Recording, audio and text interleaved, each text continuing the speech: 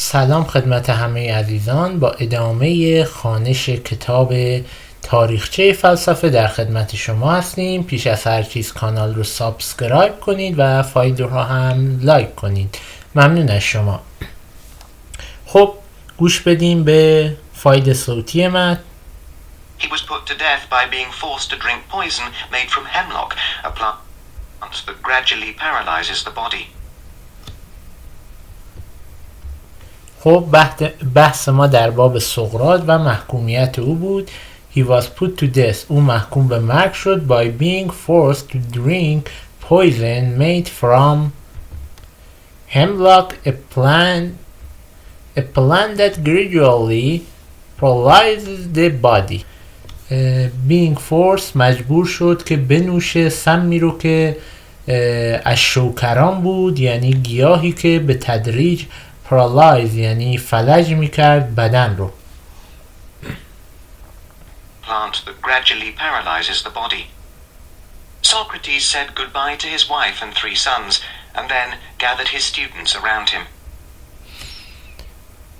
سقراط خداحافظی کرد از زنش و 3 فرزندش و سپس جمع شدند شاگردانش به دور او. If he had the choice to carry on living quietly, not asking any more difficult questions, he would not take it. He'd rather die. اگر he had choice، اگر این شانس رو داشت که living quietly یعنی زندگی کنه بی سر صدا، not asking any more difficult questions و سوالات دشوار از مردم نپرسه و به زندگیش ادامه بده، he would not take it. اون نمیپذیرفت این رو. Asking any more difficult questions, he would not take it. He'd rather die than that. rather die than that. میگه اون ترجیح میداد کشته بشه. He had an inner voice that told him to keep questioning everything. یک ندای درونی، inner voice، ندای درونی that told him، به اون میگفت که ادامه بده به پرسیدن در باب همه چیز. He could not betray it. and he could not betray it. یعنی او هم نمیتونست خیانت کنه به این ندای درونی خودش. Then he drank the cup of poison. Very soon he was dead. او مینوشه این سم رو و خیلی زود او انگار میمیره و فوت میکنه. In Plato's dialogues though, Socrates lives on. در مکالمات افلاطون گرچه سقراط زنده میمانه و به حیاتش ادامه میده. This difficult man who kept asking questions and would rather die than stop thinking about how things really are has been an inspiration for philosophers ever since. This difficult man، این مرد سرسخت که kept asking question، ادامه داد به پرسیدن سوال و اون رو ترجیح داد مردن رو به این که stop thinking کنه، مردن رو به این که بایسته از تفکر در مورد واقعیت امور. He has been an inspiration for philosopher ever since. میگه این الهام بخش فیلسوفان بوده. inspiration یعنی الهام بخش بودن و میگه سقراط الهام بخش فیلسوفان بعد خودش بوده. Socrates' immediate impact was on those around him. Plato carried on teaching in the spirit of Socrates after his teacher's death. By far his most impressive pupil was Aristotle, a very different sort of thinker from either of them. سقراط بلافاصله تأثیر گذاشت روی افرادی که اطرافش بودن، شاگردانش. پلیتو افلاطون carried on teaching، حمل میکرد این آموزه ها رو، تعلیم میداد این آموزه ها رو in the spirit of the Socrates after his teacher's death، بعد از مرگ استادش سقراط این آموزه ها رو منتقل میکرد. By far his most impressive pupil was Aristotle. میگه تاثیرگذارترین شاگردش ارسطو بود. A very different sort of thinker from the either of them. که خیلی تفکر متفاوتی داشت نسبت به استادش افلاطون و استادش سقراط. خب فصل اول به پایان میرسه در اینجا و حالا بخشهایی از فصل دوم رو هم ما میخونیم. فصل دوم در مورد ارسطوست. True happiness. Aristotle. True happiness یعنی سعادت واقعی. اریستاتل هم یعنی ارسطو.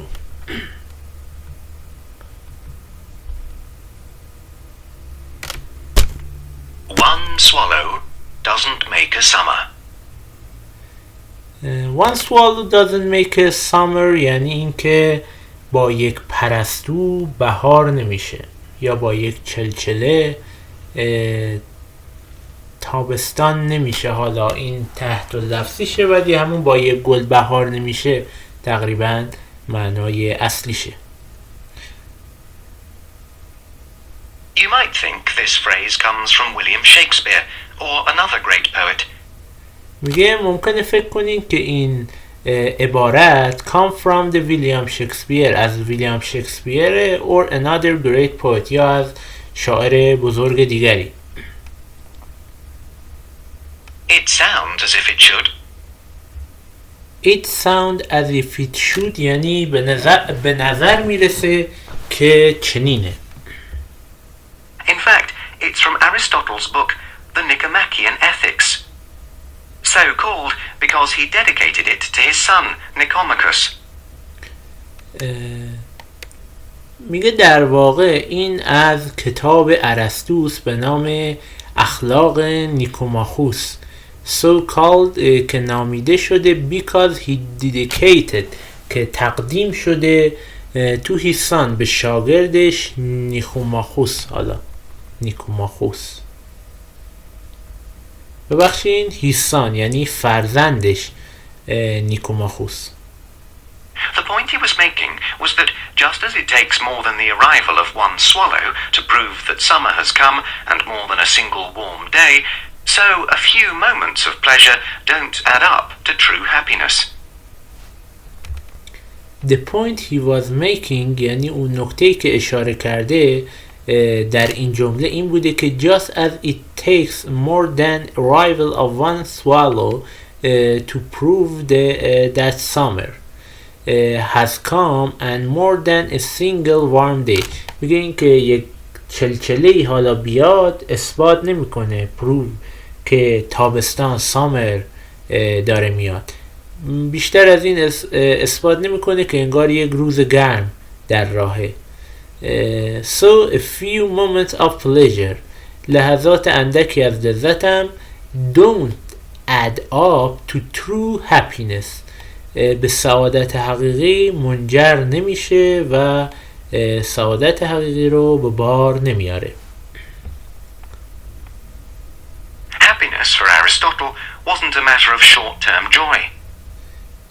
سعادت برای ارسطو یک موضوع کوتاه مدت یا یک لذت موقت و کوتاه مدت نیست. Surprisingly, he thought that children couldn't be happy. جای تعجبه یا جای شگفتیه که او تصور میکرد که کودکان نمیتونن سعادتمند باشن، شاد و سعادتمند باشن. This sounds absurd. میگه این به نظر میرسه پوچ باشه یا ابزورد یعنی حرف عبثی باشه.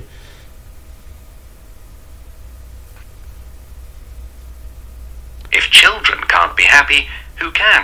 اگر بچه ها نتونن شاد و سعادتمند باشن پس کی میتونه؟ But it reveals how different his view of happiness was from ours. میگه اما این آشکار میکنه که چقدر دیدگاه او متفاوته. his view of happiness نسبت به سعادت from ours از ما. Children are just beginning their lives and so haven't had a full life in any sense. Aristotle was true happiness, he argued, required a longer life. میگه سعادت حقیقی به یک زمان بیشتری نیاز داره. Aristotle was Plato's student and Plato had been Socrates's.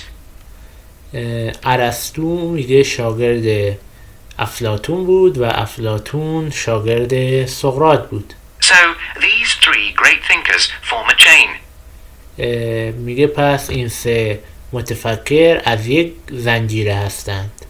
Socrates, Plato, Aristotle. This is often the way. Geniuses don't usually emerge from nowhere. This is often the way یعنی روال امور تقریبا به همین نحوه.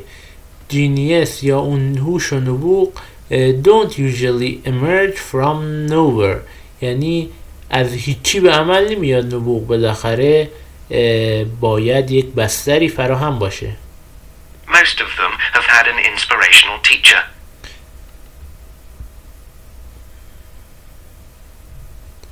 اکثر آنها میگه یک استادی الهام بخش داشتن. inspirational یعنی الهام بخش. But the ideas of these three are very different from each other. اما میگه افکار این سه نفر very different خیلی متفاوت بوده از یک دیگر. They didn't simply parrot what they had been taught. میگه اونها صرفاً پرت یا یک توتی نبودن که حرفای هم رو تکرار کنن. Each had an original approach. هر یک از اونها یک نگاه بکر، یک نگاه خلاقانه‌ای داشته. Put simply, Socrates was a great talker, Plato was a superb writer, and Aristotle was interested in everything. Put simply یعنی به بیان ساده، سقراط بوده یک سخنور بزرگ، افلاطون بوده یک نویسنده خیلی برجسته، superb یعنی عالی، برجسته، و ارسطو هم was interested in everything به همه چیز علاقه داشته. Socrates and Plato thought of the world we see as a pale reflection of true reality that could only be reached by abstract philosophical thought. سقراط و افلاطون فکر می‌کردن که جهانی که ما می‌بینیم هست یک pale reflection یعنی یک بازتاب ضعیفی از واقعیت حقیقی که میتوان اون رو به دست آورد از طریق abstract philosophical thought یعنی از طریق تفکر فلسفی انتزاعی. Aristotle, in contrast, was fascinated by the details of everything around him. میگه برخلاف اون دو نفر in contrast ارسطو fascinated یعنی مجذوب شده بود به دیتیل، جزئیات امور اطرافش، مسائل دوروبرش و جزئیاتی که اونها داره و رویکرد تجربی بیشتر داشت. Unfortunately, almost all the writing by Aristotle that survives is in the form of lecture notes. متاسفانه اکثر نوشته های ارسطو که باقی مانده survived هست in form of به شکل lecture note یعنی یادداشت های اون سخنرانیش و گفتگوها و صحبتهاش بوده. But these records of his thinking have still made a huge impact on Western philosophy. میگه اما این هایی هم که ضبط شده و ثبت شده still made a huge impact یک تأثیر عظیمی داشته در تفکر غربی. Even if the writing style is often dry. میگه حتی if the writing style سبک نوشتاریش که اغلب خیلی خشک و زمخت و منطقیه. But he wasn't just a philosopher. He was also fascinated by zoology, astronomy, history, politics and drama. او تنها فیلسوف نبوده بلکه همچنین مجذوب جانورشناسی، زوالوجی یعنی همون جانورشناسی، زوالوجی یعنی ستاره شناسی، استرانومی یعنی جانورشناسی، استرانومی یعنی ستاره شناسی، دراما هم یعنی انگار نمایشنامه نویسی. خب تا اینجا کفایت میکنه. ادامه متن رو در جلسات بعد خواهیم خوند.